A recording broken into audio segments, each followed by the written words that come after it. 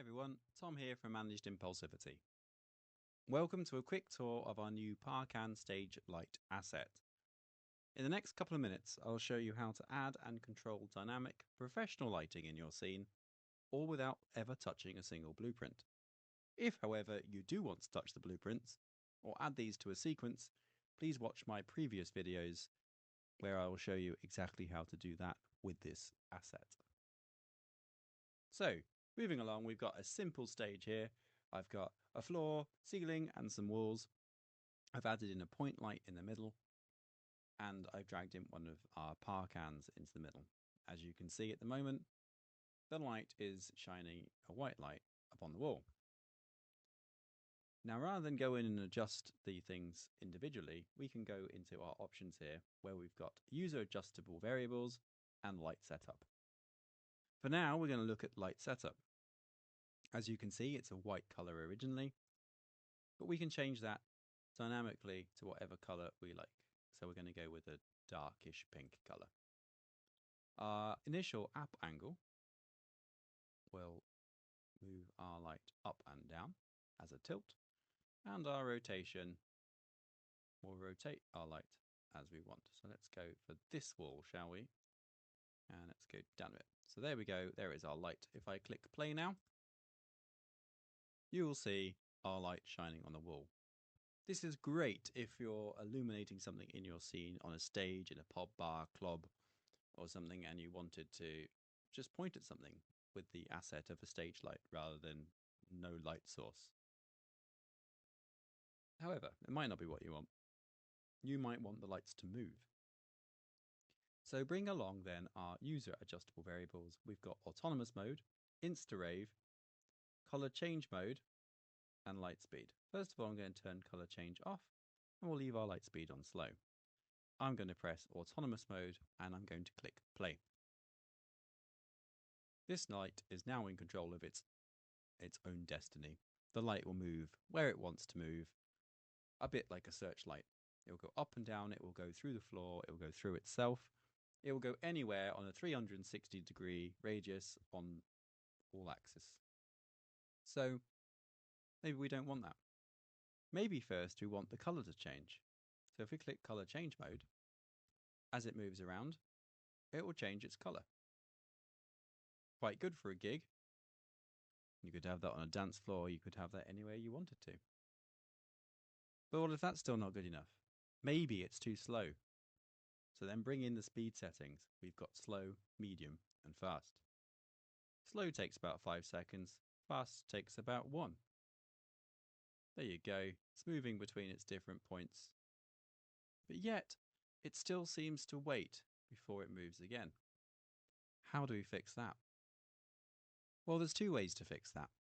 First one is our InstaRave session. If we click InstaRave, there'll be no pause. It will constantly rotate and constantly move. The moment it reaches its fixed point, it will change again. Let's have a look at that. There we go, like a constant searchlight, it's always moving, it won't pause. But then let's say you wanted more control over that. We'll turn off InstaRave and we'll look at the random min rotation time and the random max rotation time. The min rotation time is the minimum time it will pause at a point before it moves on again, and the max is the max, and this is in seconds. Moment it's set to 5, so it could wait for 5 seconds before it moves on again, and this might not be what you want.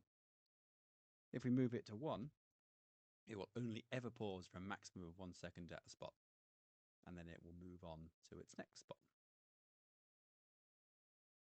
But let's say you want more than 2, but less than 5, it will always wait for 2 seconds at the spot before it next moves. 1, 2, then it moves again, at least 2, 1, 2, and then it will move on again. Which is great if you want that little bit of extra control that InstaRave doesn't give you. I'm going to pop it back on InstaRave for a minute, because I want to show you how we can adjust where it goes. The keen-eyed among you will know that sometimes it shines through the floor, or if you have the Parkan hung up on a ceiling, it might shine through the ceiling or through itself, which might be an effect you want where it's dark for a minute, but for some people it won't be. So here we have the clamped position on where it can go.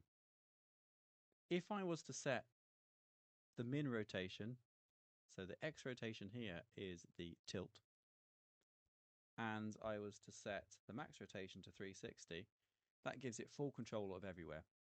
It'll be through the floor, be through the ceiling, which might look good if you've got several lights, but if you've got one, it's kind of noticeable that it's disappearing through the floor. So that's where we have our clamp values here. So we could make the value here minus 20 and 20 for up and down. Let's see what that looks like. So it shouldn't go through the floor anymore, but won't go any higher than that value.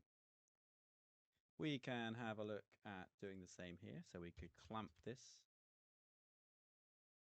20 either side of the 0 will only shine between those points. This means that it won't shine behind it or under it. So if this is on the ceiling against a wall, you can shine it down at a stage or a scene that you want to light up, and it won't light things that you don't want it to light. You can have absolute control down to the 10th of a degree as to where you want the light to be able to go, and you can have ultimate control over it. So that's the basic setup of our light. You can change the color again and the intensity if you wish here too for its initial setup. And then let's go to 5,000 for that. And then let's say you want to add another one. So you could add another one in here, but we'll set the initial rotation to the other wall. Let's move it up a little bit. And let's change its starting color to green. It will have the same settings because you duplicated it. So now if you click play, they'll both be at the same. You could have several of them on the ceiling, several of them on the floor, and you can set it to music, as you'll see in my other videos. So if you like what you've seen here, I have other videos on sequencing and how you can sequence it to real music, and how you can have further control within the blueprints and change the values of the timeline. I hope this has helped you setting up your park and light.